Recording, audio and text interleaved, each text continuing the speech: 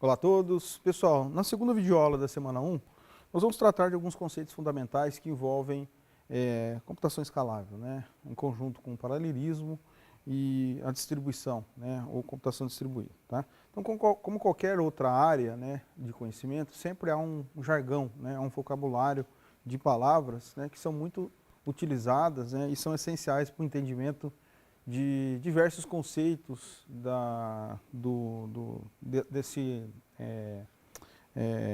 desse tipo de conhecimento, né, desta área.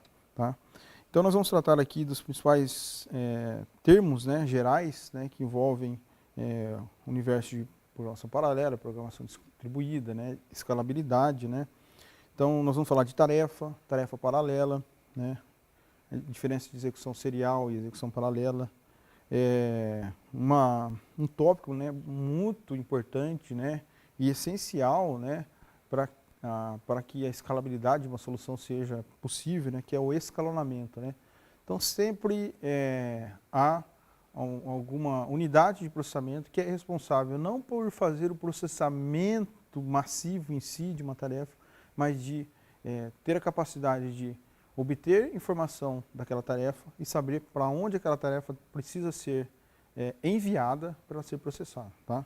Então, o escalonamento, de um modo geral, ele pode envolver diversas camadas, né, dentro de um centro de computação, né, de modo que o processamento em si seja feito lá no back-end, né, nos bastidores do universo de computação. Tá?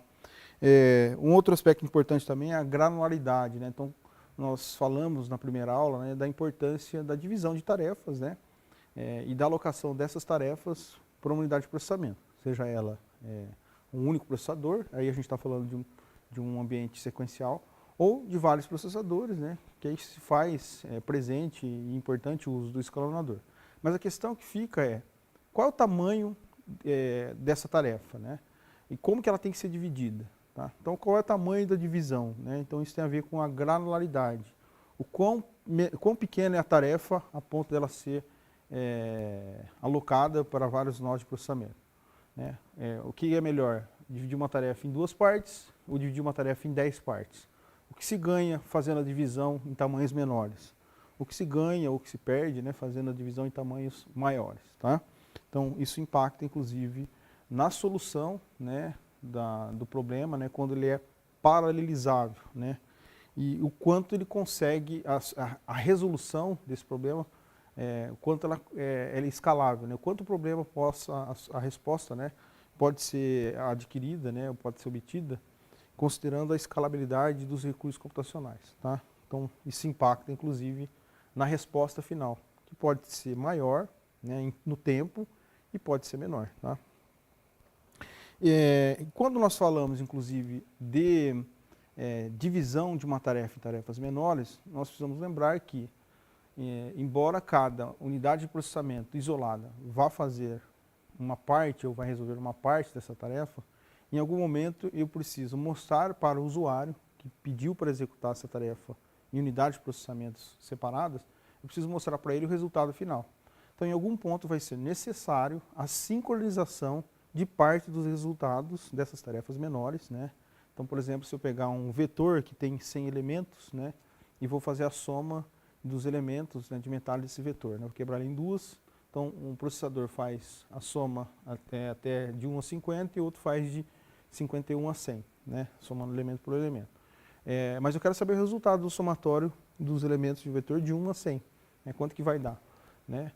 Se uma parte faz um outro somatório, a outra faz outro somatório, em algum momento eu vou ter que juntar esses 2 somatórios. Tá? Então, aí é importante o sincronismo, né? Sincronizar, né, essa operação, né, de soma. Né? Então, tem uma soma isolada, outra soma isolada, e eu vou fazer a soma para dar um resultado global. Tá? E a escalabilidade por si só, né, que envolve, né, então, a questão da escalabilidade em vários níveis. Né? Então, aqui a gente está falando de escalabilidade, mas no nível de tarefa, né? Mas a gente pode e vai tratar também de escalabilidade no contexto de nós de processamento, né, mais atualmente hoje de máquinas virtuais, né, na nuvem ou no contexto aí, de pods, né, quando a gente está falando de containers, né, de imagens dentro de containers nos grandes data centers, tá? Então, a gente pode pensar em escalabilidade em vários níveis e uma solução, né, um desenvolvimento de uma solução computacional, de uma aplicação, de um programa hoje que executa em ambientes com muito recurso computacional, né, requer essa análise, né, ou deveria requerer essa análise inicialmente, né. Nós temos uma discussão muito grande em relação a o quão otimizada, né, ou o quão bom pode ser uma aplicação do ponto de vista de desempenho, né, dado que nós temos uma oferta muito grande de recurso computacional hoje disponível, né, para alocar. Tá? Então, muitas vezes não se pensa nessas questões, né, especialmente em como dividir a tarefa, né, em como fazer a melhor sincronização, né, em como utilizar uma boa estratégia de escalamento, porque se tem uma oferta muito grande de recurso computacional. Tá? Então, e muitas vezes se paga pelo uso desse recurso, né, muito além do que se deveria, né, se houvesse, né, uma boa análise da solução antes para fazer o uso dos recursos à medida que eles vão sendo necessitados. Tá?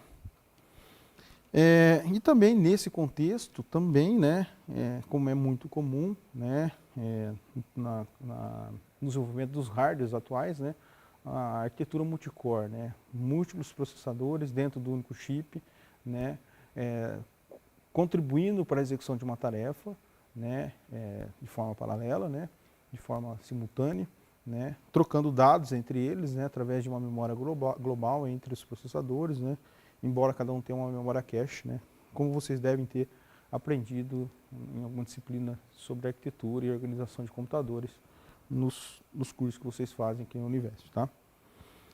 E uma medida, né, que a gente chama de speedup, né, que é a relação entre o tempo de execução de um programa sequencial e um programa paralelo. Tá?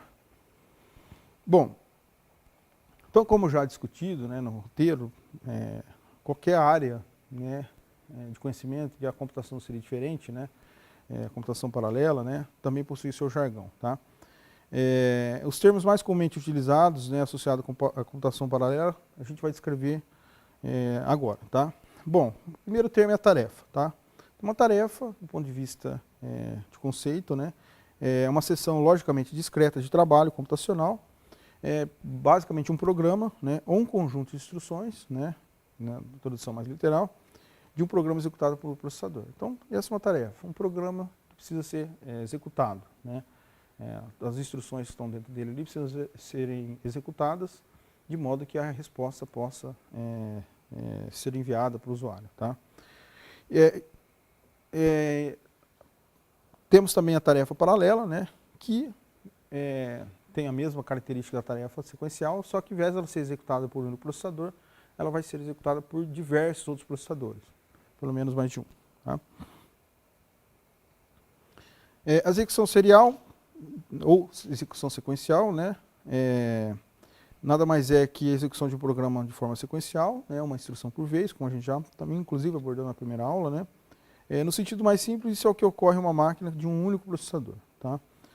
No entanto, praticamente todas as tarefas têm sessões que devem ser executadas em série. Tá? A execução paralela, execução de um programa com mais de uma tarefa, né, ou execução de um programa que é dividido em várias tarefas e essa tarefa é alocada para várias unidades de processamento isoladas, tá, que podem ser executadas simultaneamente, né, ou no mesmo momento. E escalonamento, né, que na essência, né, é feita pelo sistema operacional. Tá? Então, quando nós utilizamos um sistema operacional, por exemplo, do tipo Linux, ou Windows, o iOS, ou Android, né, nos celulares, né, então nós não vemos, né, não temos ideia, né, como usuários de um celular, por exemplo, que ocorre o tempo todo alguma atividade de escalonamento dentro do celular, né, do sistema operacional. Por quê? O celular ele tem uma bateria, ele tem um processador, né, com vários núcleos, tem uma memória e tem uma unidade de armazenamento. Tá? E vários programas estão em execução, né, sem que nós interagimos diretamente com ele, né? Especialmente muitos deles para a própria sobrevivência do sistema operacional, né? E o sistema operacional, né, que permite que nós, usuários, interagimos com os recursos, né? Então, sem o sistema operacional ficaria muito complicado, né, complexo usar um celular, usar um computador, né, usar qualquer atividade de processamento, tá, computacional. Então, o escalonador ele tem a tarefa de conseguir atribuir, né, parte do processamento, ou parte do espaço do disco, ou parte do uso da rede para os programas que são executados, tá? Então, tem muitos programas em execução, em função do próprio funcionamento do sistema operacional no celular, mas tem aqueles que nós iniciamos quando apertamos, né, com o dedo, né, o touchscreen da tela do celular. Então, quando você abre o WhatsApp, por exemplo, o sistema operacional ele tem que escalonar a aplicação WhatsApp para o processador, né, e verificar se o processador tem capacidade de executar o WhatsApp, né, naquele instante, né, atribuir uma quantidade, uma certa porção de memória, sei lá, dos 8 GB de memória que tem seu celular, né, de modo que ele consiga ser executado, tá?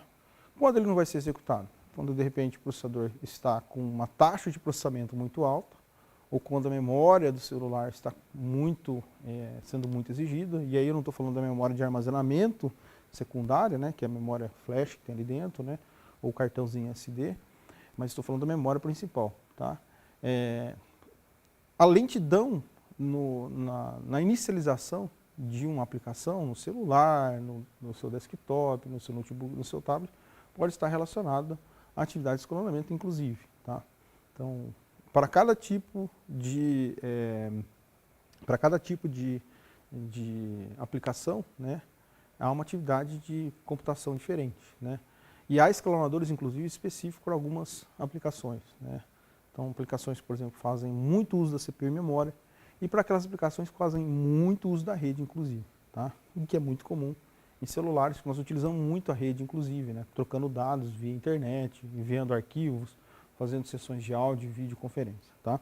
Então, o escalonamento ele é essencial, inclusive, para permitir que soluções sejam escaláveis, né? E aqui eu estou só tratando do escalonamento no contexto local. Veja que eu estou falando de escalonamento no contexto operacional, mas nós vamos abordar, inclusive, quando nós falarmos de um assunto também nessa disciplina, que é o balanceamento de carga para servidores. No fundo, o balanceamento de carga é também uma atividade de escalonamento, né, externa ao sistema operacional, né, de modo geral, entre aspas, né, mas é uma atividade de escalonamento que ajuda, inclusive, a decidir para qual servidor uma tarefa vai ser alocada dentro de um cluster, por exemplo, né, que também é um outro assunto a ser tratado.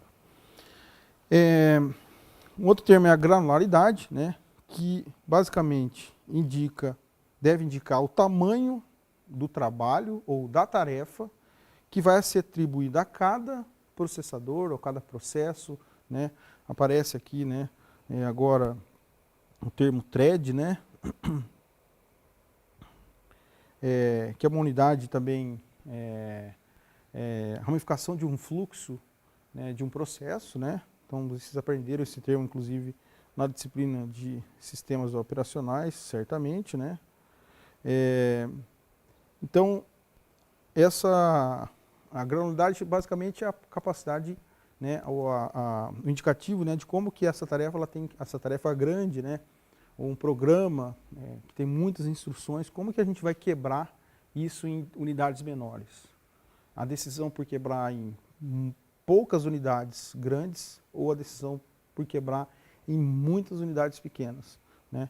Então isso afeta inclusive o escalonamento, tá? Então a granularidade é um termo, né, uma ação, né, que afeta inclusive o escalonamento, que por consequência afeta o link de comunicação se a gente estiver falando de escalonamento de tarefas em unidades de processamento separadas por uma rede de computador, tá?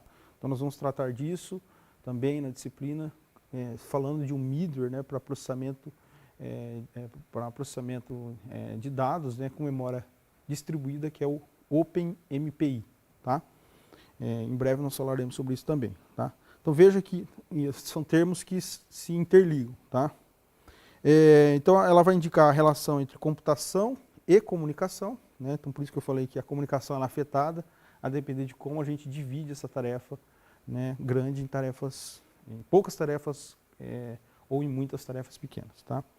Um outro termo é a sincronização. Então veja, quando decidimos por dividir uma tarefa em poucas tarefas grandes ou muitas tarefas pequenas, em alguma situação, né, vai ser necessário juntar essas pequenas respostas de execução, né, e dar uma resposta única. Tá?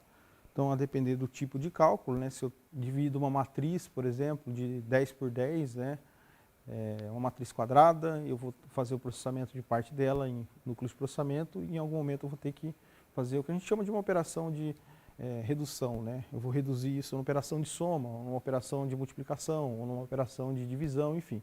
Aí vai depender do tipo de ação que você quer fazer. Mas essas operações de redução, por exemplo, né, elas necessitam de um ponto de sincronismo. Tá? E grande parte, né, praticamente todos os frameworks que lidam com processamento paralelo, processamento distribuído, possuem mecanismos para sincronização. Tá? Então, a sincronização nesse contexto aí se refere às técnicas utilizadas para garantir essa coordenação. Né? Então, a gente falou de sincronização. E o próximo termo, né, o speedup. Tá? O speedup, ele é podemos dizer que é uma medida, né, a possibilidade de entender a relação entre o tempo de execução de um programa sequencial e um programa paralelo. Tá?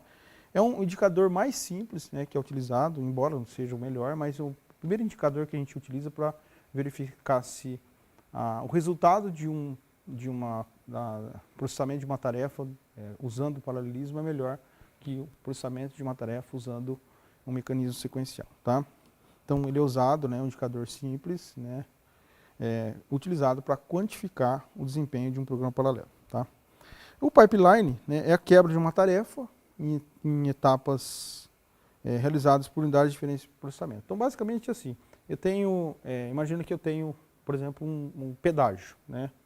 E aí eu tenho um fluxo de carros que estão chegando no pedágio. Tá? Então, como é que o pedágio, né, vai alocar a cabine para um determinado carro, de modo que esse carro passe? Então, ao mesmo tempo que o pedágio está atendendo algum motorista, pagando o pedágio ou não, ou usando algum mecanismo automático, né, está chegando mais carro. Né? Então, tem um fluxo ali, né, de execução. Né? Esse fluxo de execução, ele pode ser, no caso do pedágio, ele pode ser afetado por vários fatores. Chegar muito mais carros, que a capacidade do pedágio de liberar um carro, né? Algum problema no próprio pedágio, né?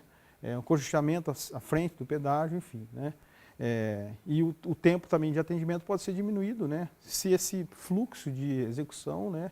Se esse fluxo de carros, né, chega em intervalos de tempos maiores. Né? Então, quanto maior o intervalo entre os carros, em tese, maior vai ser a chance dos carros entrarem no pedágio e sair mais rápido. Quanto menor a distância entre os carros, maior vai ser a tendência de os carros que vão chegando esperar para serem atendidos no pedágio. A mesma coisa acontece com o processador. Então, imagina que um pedágio, né, é uma unidade de processamento, né, que tem uma fila, né, e o pedágio é uma unidade de processamento que tem uma fila, e aí o pedágio tem que processar carro por carro. O processador também, ele tem que processar carro por carro. Diferentemente, então a gente faz uma analogia de um processador único com uma fila, com várias filas. E um processador com vários núcleos, né, com várias cabines de pedágio. Né? Então, tem o pedágio numa rodovia, tem várias entradas e várias saídas. Né?